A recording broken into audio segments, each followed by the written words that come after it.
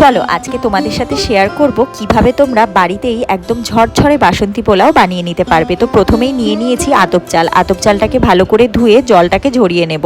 আর জলটা ঝরে গিয়ে যখন চালটা একদম শুকিয়ে আসবে তখন তার মধ্যে একে একে আদা বাটা, গুঁড়ো গরম মশলা, হলুদ গুঁড়ো, লবণ আর তার সাথে ঘি অ্যাড করে চালটাকে খুব ভালো করে এই মশলাগুলোর সাথে মেখে নিতে হবে।